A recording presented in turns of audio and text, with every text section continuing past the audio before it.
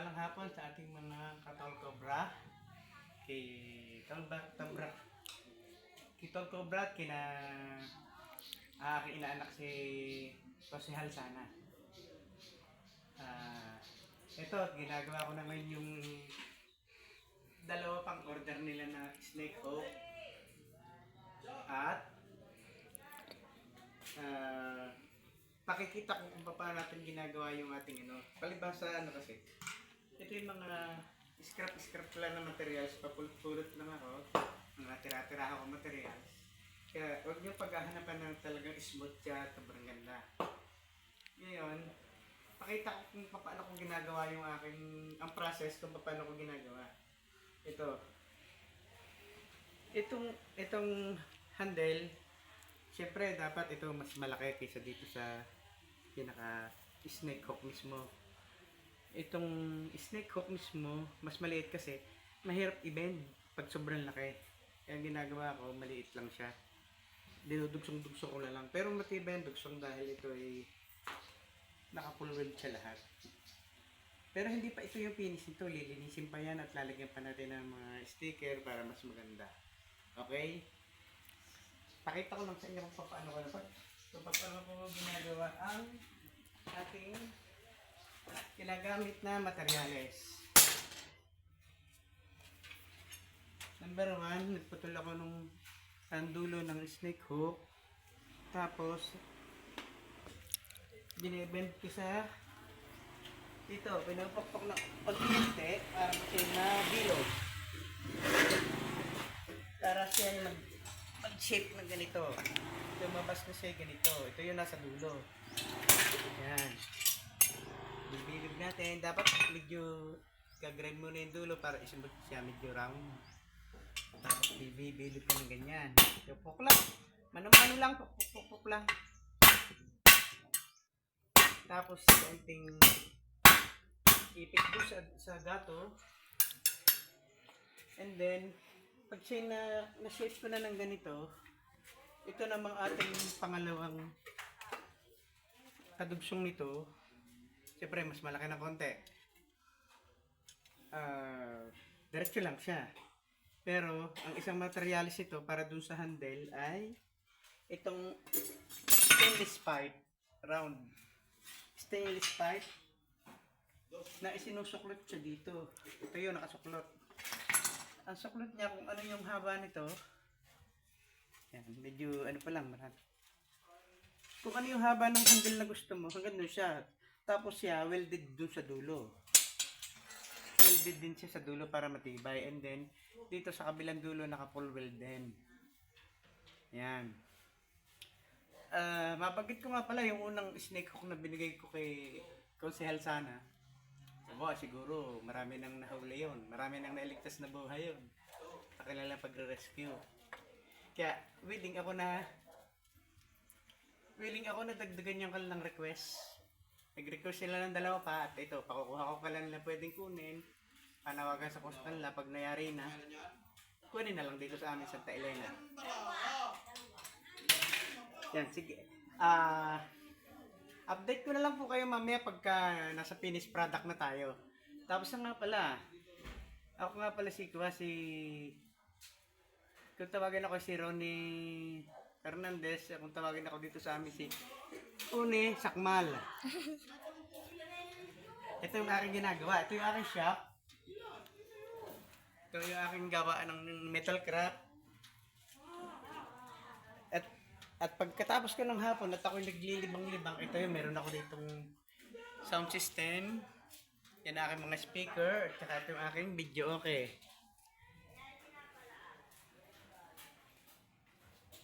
Yan ang libangan ko kada hapon pag ako'y tapos ng trabaho habang namamahinga, nagre-relax, mamahinga. At yun, para ako'y may laging condition sa paggagawa ng aking mga ginagawang trabaho. Siguro mamaya pagkatapos kong update ko na lang kayo pagtapos na ng finished product nito ating snake hook at paki-like and share na rin at subscribe sa aking YouTube channel, Ronnie Fernandez. YouTube channel. At ako may papaalala nga pala kay sa aking inaanak na si AJ Boy. Si Jose Halsana. Jose Halsana, huwag kang mag-alala kahit ikaw ay hindi natuloy pagkusyal. Kaya ka tinawag na Jose Halsana. Huwag kang mag-alala, dalawa tayo. Ako si Jose Haltalo. Okay, sige. Okay, update na lang mamaya pag finish product na. Thank you. Tol, ating papalitan ng talim at ating lilinisan na lang to para sa ating final na process nitong ating snake hook.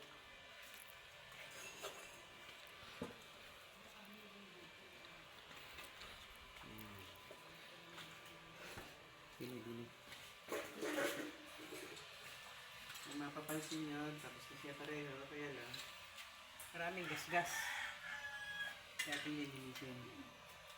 Aray! Init! Init pala, sorry. Sorry sa aking sarili.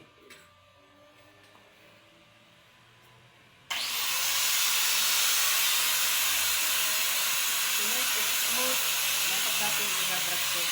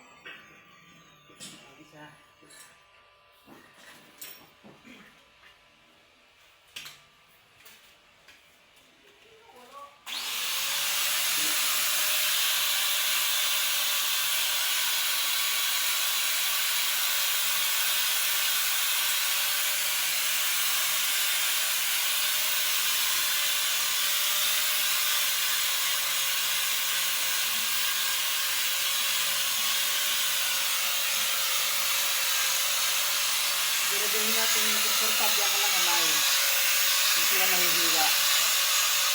Walang matalas.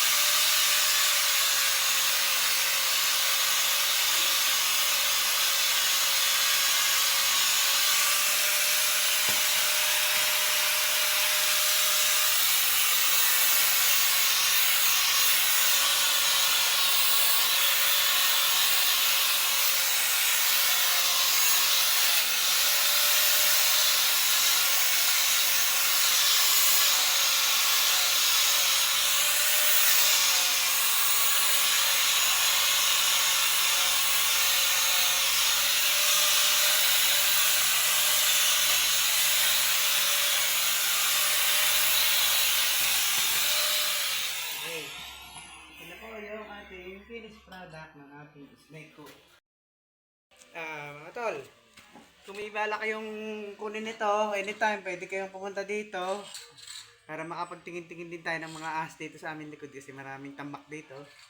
Yan, para dalhin ninyo na rin itong dalawang ito dito sa Santa Elena. Okay, salamat!